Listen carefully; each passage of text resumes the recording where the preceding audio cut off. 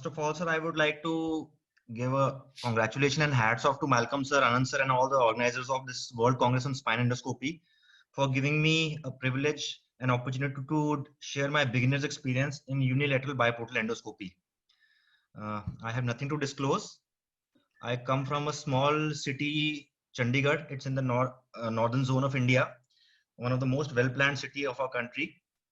Do visit us here after the COVID lockdown. Well, in my initial experience and my initial contact with the unilateral biportal endoscopy was in our minimally invasive spine surgeons of India conference, which was arranged in November 2019, where Master Sang Kyu Son flew down from Korea and demonstrated his live surgery and discussed about the techniques of UBE. I visited him the very next month for my training and basic initiation of the UBE endoscopy. And why UBE for me? Well, during my residency and during my specialist training, I'm essentially a arthroscopy and a sports medicine surgeon. But I had prior exposure to Distendo arthrospine uniportal interlaminar system, which is a dry system. So I was familiar with the endoscopic anatomy, and being having exposure in arthroscopy, I was already conversant with the triangulation, that working in a fluid environment, and was conversant with the use of sports medicine equipment. But why UBE overall is because you are working in a familiar posterior spinal anatomy. Obviously, the principle of minimally invasive spine surgery is to reduce collateral damage. So we are preserving the posterior osteomyoligamentous stability. Well, the eye can't get any closer when we are using an endoscope.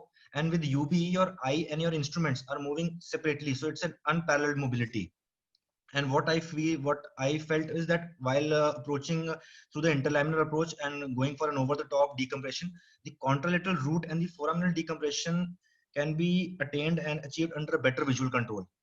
And when the endoscope is pushed further into the horizon for fusion surgery, I think the graft bit preparation is more clearly appreciated under UBE. So my early experience is of just 28 cases. Most of them are disc cases, very few stenosis cases, and I attempted all these cases. All these were left sided pathologies, and I approached them from the left side. All were lumbar levels. So our OR setting, we are generally where the patient is placed prone.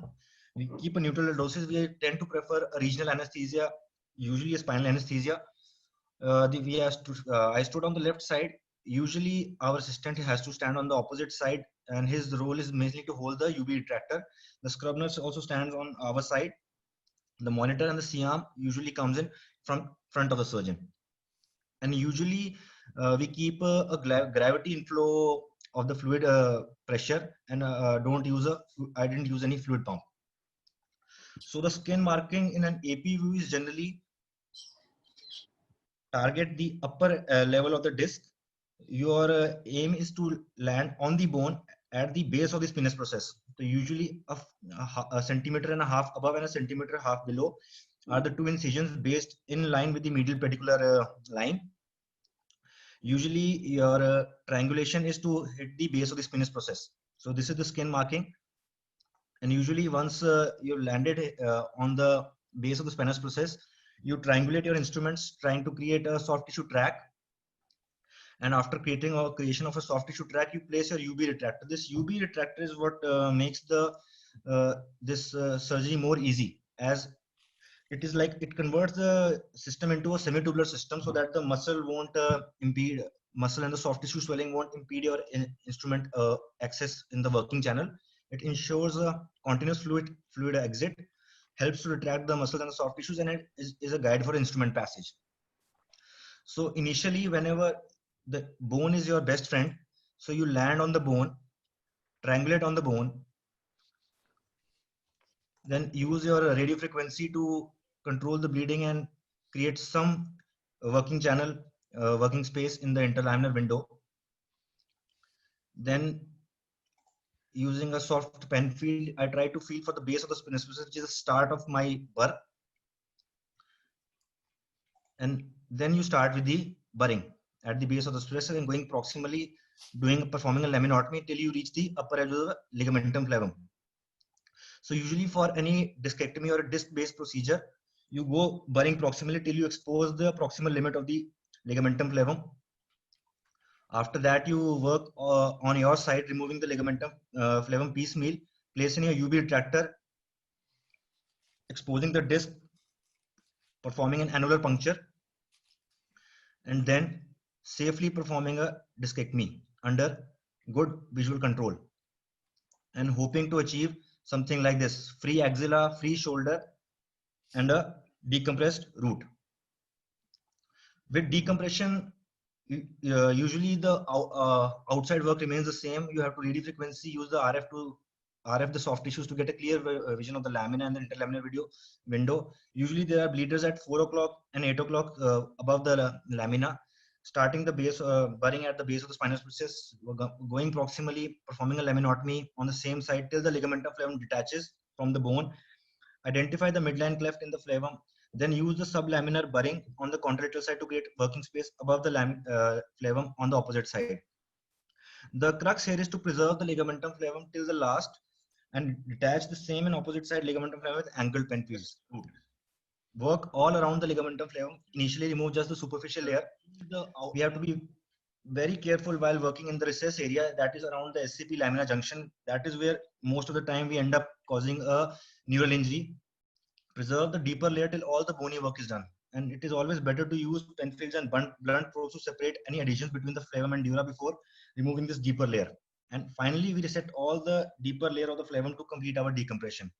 And usually, once the decompression is done, the same. This is the ipsilateral side decompression. The UV retractor is retracting the dura, and they're trying to probe the disc. Similarly, on the opposite side also, once you burr the base of the spinous process, done your work on the contralateral side, your UV retractor can be again used as a guide, that is feeling for the opposite side disc. And usually we can use small blunt tip probe to feel the recess of the contralateral side to see that we have achieved a good nerve root decompression on the opposite side. Well, the flip side of UB is that additional investment is required initially in the form of sports medical equipment, in the form of radio frequency wands. One has to learn triangulation as we are working quite close.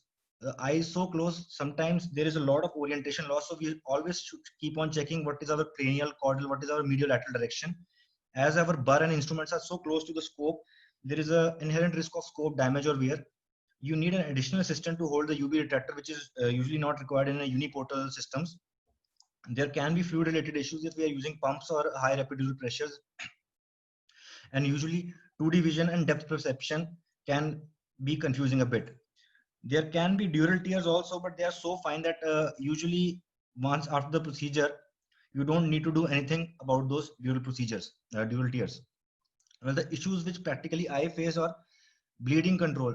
It is always better to know and anticipate bleeding points prior because once they start bleeding, the field becomes all red. And you can use your radio frequency, you can use bone wax or Surgicel. Always control the bleeding first and then proceed. And the other common thing is an orientation loss. I tend to use a 30-degree scope because I'm trained in arthroscopy, and with a 30-degree scope, the orientation becomes quite confusing, and the magnification also confuses. As in this video, I feel that I've done enough bony work to retract my nerve root. The magnification confuses, but when I put in my UV retractor later on, there is a lot of traction on the nerve root. And I noticed that this more neural retraction rather than inadequate bone resection leads to more neural symptoms in the immediate post-operative periods. And probably this could be tackled with more bony work and gently mobilizing the Penfield or a blunt probe before using the retractor. So this is just almost a 2 millimeters diameter blunt tip probe. So you can see how much the magnification can confuse. And I had one case where I landed up in an incomplete removal and I had to redo it with a uniportal arthrospine system. So my beginner's guide for anybody who is interested in UB is initially, first and foremost, it is important to learn the concepts. For that, one has to visit the masters and see them, how they operate efficiently in their ORs. Orient and triangulate on bone models. Attend lots of cadaver courses. Probably post-COVID, this will not be a very frequent phenomena, but I think something can be done about this. But right now, everything is online, so it is always better to join the UB group on social media. Keep on asking questions to the experts, keep on sharing your experiences. I am still sticking to only left-sided cases, and I tend to avoid very tight stenosis in early days. For those, we are still sticking to our conventional Distando and arthrospine system, and I use longitudinal systems, even though the masters are propagating transverse incision, because with these longitudinal incision, if I get confused, it's easy for me to convert to a tube. Always do multiple checks with C-arm initially to get oriented to the anatomy. Bleeding is an issue, obviously, which can be controlled with a good rapport with your anesthetist.